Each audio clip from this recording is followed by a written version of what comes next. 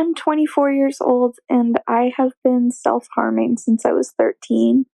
Um, More specifically, cutting. I'm hoping that people who would be triggered by that click out when they hear me say self-harm. Um, Sweetie. I can't stop, and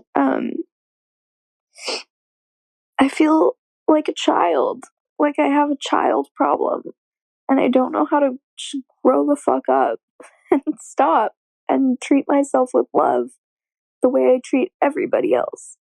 Yes. Have you ever struggled with this? Do you know anyone who's struggled with this? Is it all okay? Oh my God. I just want to hug you. Yeah, it's all okay. I don't know about this stuff really, but it's interesting you said I feel like a child, like there's a child's problem. And you know what? One, it's not. But two, it is. I think all our problems are child's problems. And the way we can deal with them is by being our own parenting ourselves, by parenting ourselves. Again, I don't know a lot about this, but I've read a little bit about it, and I know that the most common human condition is feeling that we are not enough. And I think cutting and stuff like that stems from that.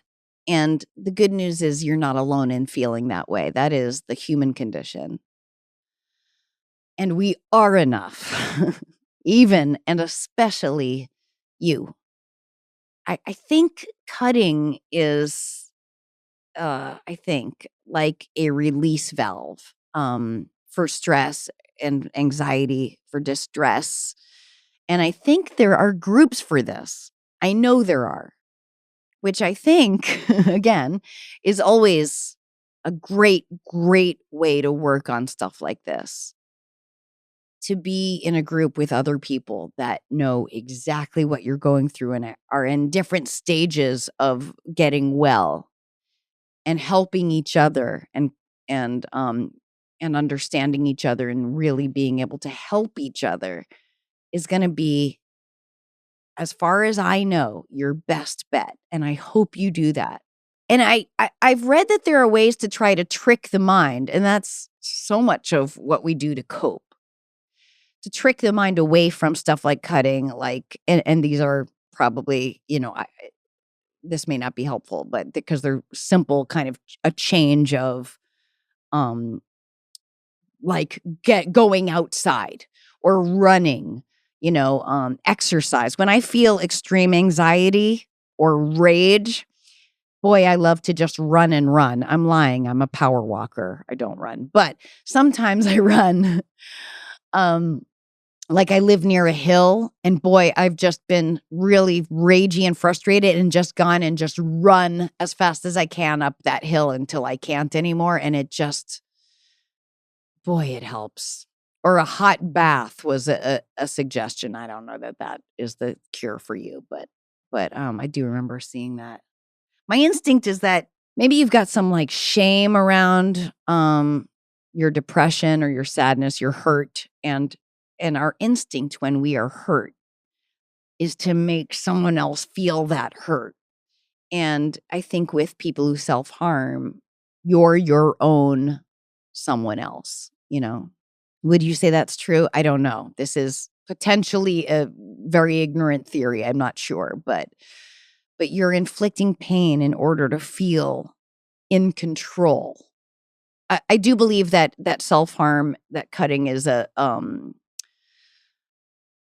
symptom of when you feel a lack of control in your life. So, when you're having feelings of no control, yeah, I get, and I understand that. I think a lot of people understand and have different coping mechanisms for feeling a lack of control over their lives.